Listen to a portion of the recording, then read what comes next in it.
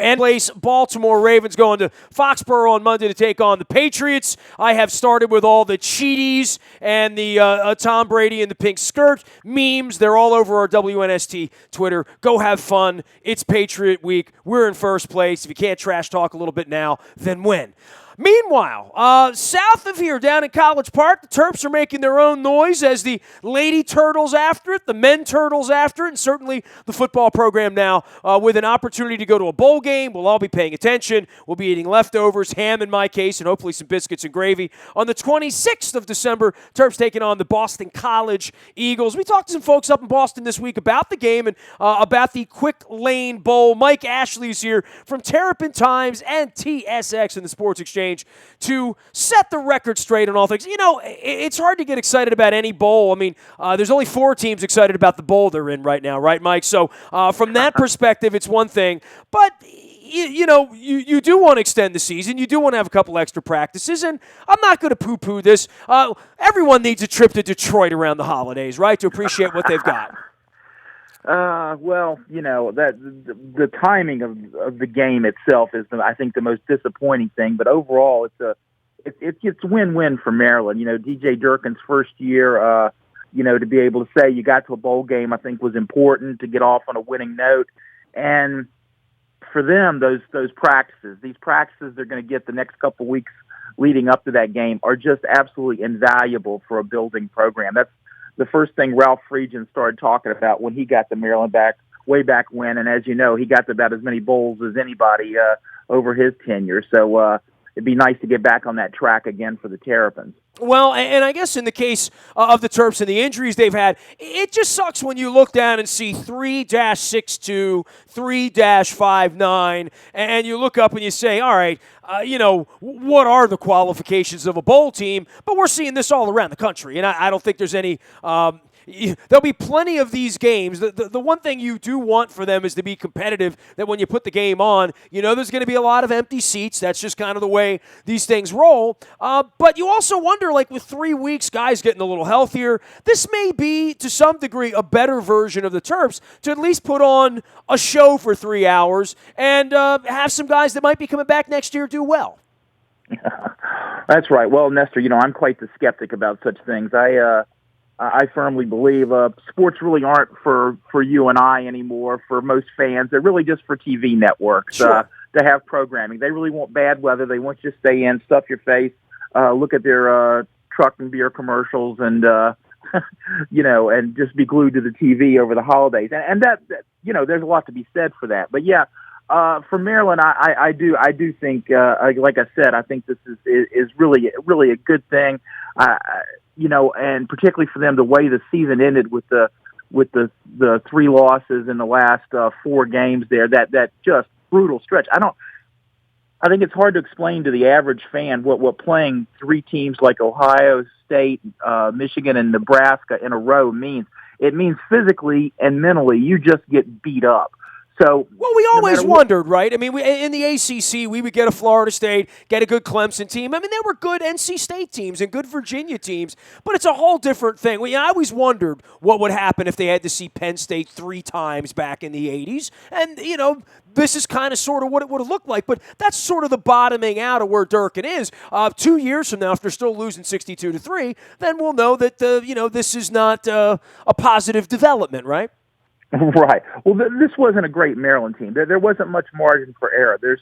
There's not talent all over the roster, particularly on the offensive and defensive lines, where it really shows up, particularly as the season wears down. You have a little attrition, some injuries, things like that. Then you take away Perry Hills, who, God love that kid, just the player he turned into this year, the second most efficient passer in the Big Ten. And I'm almost choking on saying that when I think about where Perry came from as a quarterback this year. But again, just down the stretch, I've been on the beat now 20-some years. 20 years, I think it is. Okay. And I don't ever remember a stretch where Maryland had 3 foes in a row like they did there at the end. And I'll tell you, insider trader information, I actually worked in the athletic department at Virginia Tech way back when Bill Dooley was there. And I remember Coach Dooley having a chance to sign a multi-year deal to play Oklahoma a couple years in a row, and it was going to be the second weekend of the season. And it was just you can Now, imagine at that time. this is Osborne. I mean, what era is this? Yes, Osborne. This is back before Coach Beamer got there in the mid '80s, and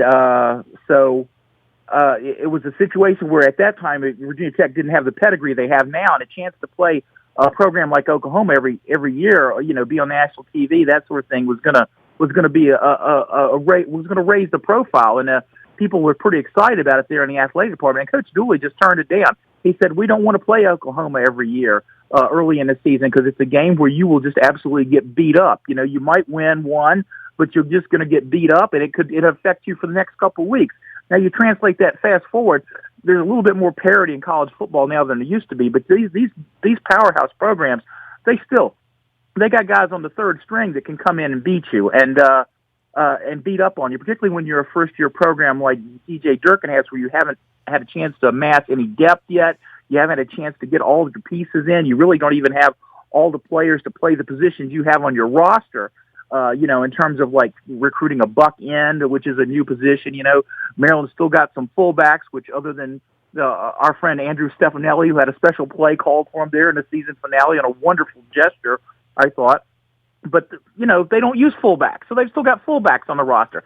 Apparently they don't use a whole lot of tight ends either, but we'll see how that pans out in recruiting in the next few years. But what I'm saying is Maryland was already a disadvantage, and then to let them to that schedule really worked against them, and the intestinal fortitude I thought those kids showed the last game to come back, no matter what you think about Rutgers, and no, they're not a good team, but that was a game Maryland could have lost just because they were in that place on their schedule where that's what they'd been doing.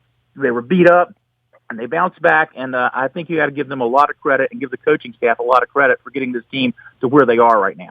Mike Ashley joining us here from Terrapin Times. Mike, did it really matter where they went?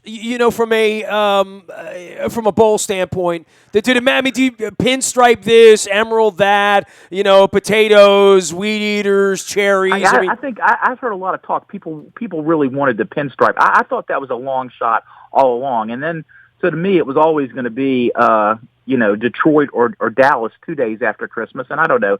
Dallas 2 days after Christmas might have been a little bit easier. I just think this travel is a lot to ask of particularly the casual fan. I don't see how you can this late in the proceedings. Yeah, let's go to Detroit on Christmas right. night. I mean, you're kidding me, right? That's what I'm saying, and I'm worried that Maryland could get a black eye if they don't sell enough tickets. I think we're going to get those stories where there's not going to be that much attendance and all that. And again, this is one that most people are going to want to stay home and watch on TV while they eat those leftovers and get their receipts ready to take their gifts back, that sort of thing. Well, and if you are someone who travels for the holidays, I don't know that you were holding out hope for a 6-6 Terps team to go someplace romantic, whether it was New York or Detroit. Maybe in New York, if you were doing New York in the holidays, and I know Maryland has a huge alumni base in New Jersey, and hey, they just played up there in the Barclays in basketball 2 weeks ago, right? So there is a little something there. Well, either way, we're going to be talking to folks in Boston about that. Mike Ashley here from Terrapin Times. Look, I should throw it to you here, just to at least give. We talk so much about football. We're going to get to the basketball side, but the national championship and Penn State sort of being locked out, and what the Big Ten and where it is, and how Ohio State got under the bar, and obviously the Michigan spot of the ball. It's pretty memorable, right? And I guess you talk about bad days to play football games. New Year's Eve's no prize either, right, for television anyway, although they'll try to sell it as such, and I know they're abandoning it after this one. But, there'll be good games and whatever, but I find it fascinating that Penn State has been able to ramp this thing back up to the level it is, and the guy ramping it up and the Maryland ties, I think it's something that should be said amongst the Maryland folks, right? Right. James Franklin has done a great job there, and of course, people may remember he was at one time the coach in waiting behind Ralph Friedgen at Maryland, and then that whole thing sort of fell through. And in the wake at the time of Maryland's last bowl victory, when Ralph led them to win in the Military Bowl there, and a lopsided win over I think it was East Carolina, and sometimes these bowls run together for me, I got to admit. But yeah, and then the job he did at Vanderbilt, to me, was almost even more amazing. That program, where they have to play, who they have to play every year, and to have success there, and then taking over at Penn State. People forget that they just got their full complement of scholarships back there. So yeah, and Penn State's a place where success has begot success. So I think can happen. But their season hinged on that one play. The block kick and the run back, and really in the whole thing, I feel bad for Michigan because I really do think Michigan had probably, certainly a top 3 team in the country, and just had the misfortune of 2 losses there late, and both, tough, agonizing losses, and they get left out of the mix. And there's always going to be somebody unhappy about how things work out. The part there for me that's bad is because I really do think that really Michigan was a team that had maybe the best chance to hang with an Alabama. I'm not sure that Ohio State has the complete complement of weapons they've had in the past to do that, and I'm not sold on Clemson just because of their body of work this year. How tough it's been for them week in and week out. So I don't know. I think we're just going to watch a Alabama landslide here again, which I guess we've all seen before. Well, and I don't know if it would have been any different one way or the other, but certainly, Michigan had their opportunities in the Ohio State game that it didn't have to come down to an inch. And even if I agree to some degree with Jim Harbaugh, write that one down, I do think the fascinating part of this is through this Big Ten, this movement of the Terps from the ACC to the Big Ten. And like you, I mean, I've been watching ACC football since Claiborne. I've been watching basketball since Elmore and Lucas and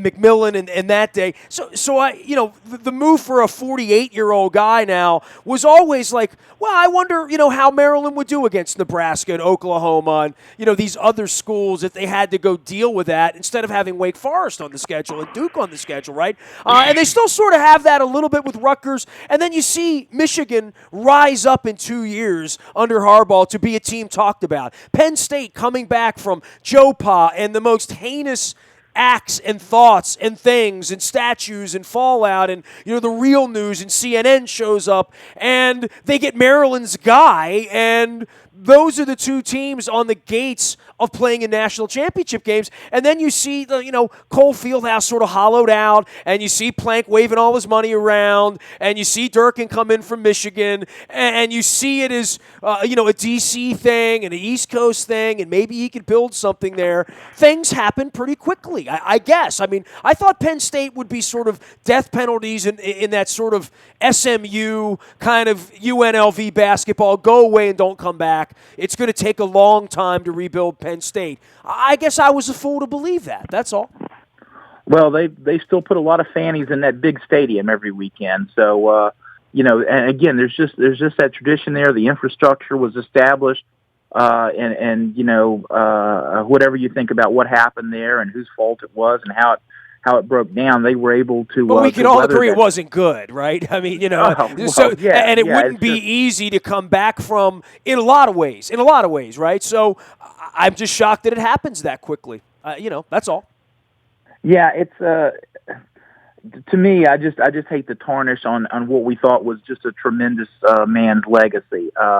When you think about the thing he did, philanthropic things he did there for the college, and how he championed education in addition to the football and things like that. And this is just, it really, it's one of those things, even not being any kind of allegiance to Penn State, just being a fan of what goes on, the good that college athletics can do. It just gives me that sick feeling in my stomach to even think about. Well, right, and everybody wanted to sort of suppress Let's get back to talking about on the field, okay? Well, of course, but the Penn State part of this is they were the ones left out of this. That's a heck of a conversation for them to be in from where they came from. And I think, and as far as we had no dog in the hunt when the crap went down 5 years ago, 6 years ago, right? Now we're in that conference, and here they come again. That was something that especially when Maryland beat them a couple years ago, I thought, well, I don't think they're going to be Indiana, but I don't think they'll ever be, Ohio State again. I was wrong about that. and Maryland was a 2-point favorite going into the game this year, if you remember. Correct, right. And actually, things just went south in a hurry in that game. But the thing that I've come to appreciate about the Big Ten, particularly this year, when you say Ohio State's in, Penn State maybe should have been in, Michigan right on the cusp, Wisconsin. I mean, does any other league have a claim like that where as many teams are even in the discussion to be in the top, maybe 8 teams in the country? So it's really, really incredible, and it really speaks to the the mountain that Maryland's going to have to climb, even just on their side of the draw in the division when you've got three teams right there, Michigan, Ohio State, and now if Penn State's all the way back, that they're going to have to get through every year to get to where they want to be. Well, and then you got Wisconsin, Nebraska, and all these other Iowas sort of always doing other things on the other side. Mike Ashley joining us here from Terrapin Times as well as TSX, and you can find him anywhere good Terps information is sold. All right, to the basketball side, much more could be said on this, and they're going to play a few more of these games, and they're going to ramp this thing up in 2 weeks. To get through the weekend as they did, all things considered, they could have easily lost at Oklahoma State. They could have easily lost to Georgetown. They could have easily lost to Richmond.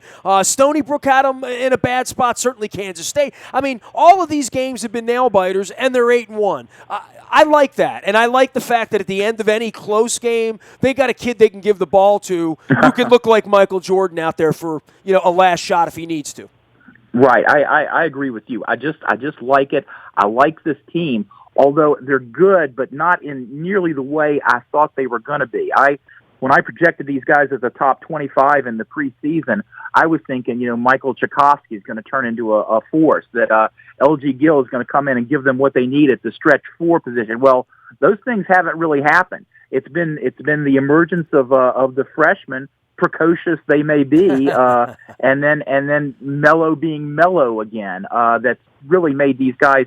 It's just kind of special to go out there. Now, that said, there's some of these games they're behind in the second half that make you scratch your head, and then they have to put on one of those charge. But they're behind routinely. You know what I mean? Like, they've been behind almost every night where it looked like, well, maybe tonight's not their night, right? And they have something about them that when they're 14 points down with 10 minutes left to go, there's some extra level they move to at crunch time to at least give themselves a chance. Hell, they willed themselves back into that Pittsburgh game with 4 minutes left. They did. That was pretty incredible. And it's really. I had a funny thought today. I've been working on a feature on Anthony Cowan for the next print Terrapin Times issue, Cha-ching, and I was thinking that the thing about having really 2 point guards, 2 guys that handle the ball. It's quite a combustible thing. It's like the super collider you hear about where they're banging atoms to see what comes out. I'm not sure Mark Turgeon always knows how this is gonna play out. And the thing I've been surprised to find out was that the plan all along was to bring Anthony Cowan in and let him run the show and move Mello off the ball. And I think we've all seen what that has meant. That has put Trimble in a position to take games over more often than he did in the past. Part of that is because there aren't as many veteran players around him, but part of it is just because Mello doesn't have as much responsibility in other areas as he did before. He seems fresher at the end of games, and they're able to create for him. And he's the guy that should be taking the shot, right? I mean, there's humble no aside and humility aside, and I know he's a quiet, kid.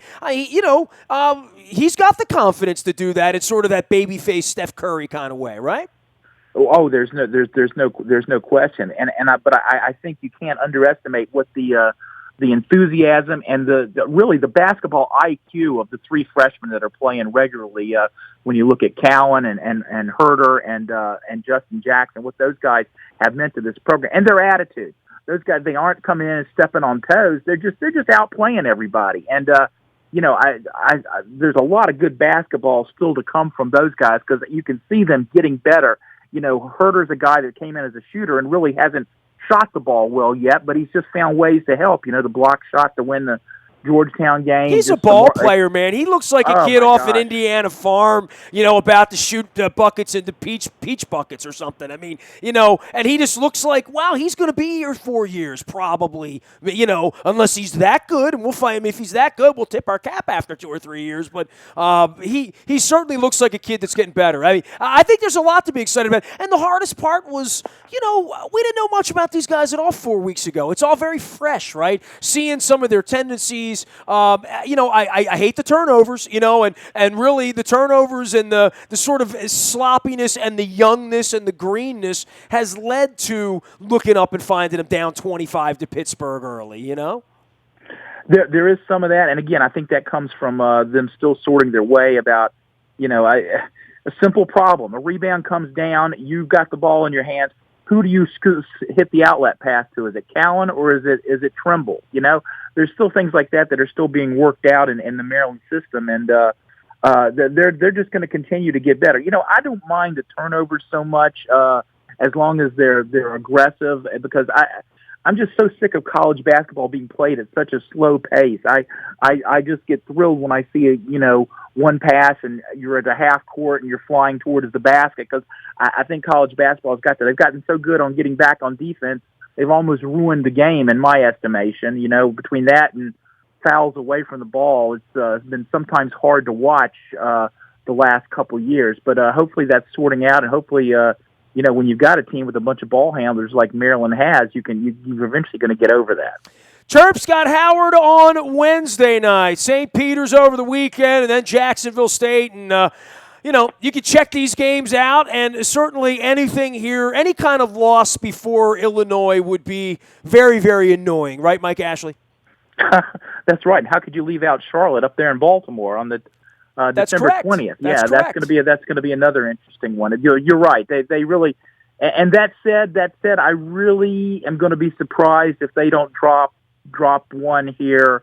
Hopefully, it doesn't happen here in what we call the preseason schedule. But because this team is young, because they've never been through some of the things they're going to go through, the long, rough road trips that are coming up ahead on the schedule, playing the physical style of ball you have to play in the Big Ten, I suspect this team is going to have some real ups and downs in the conference schedule, and hopefully they can just come through it at the end and all be better for it.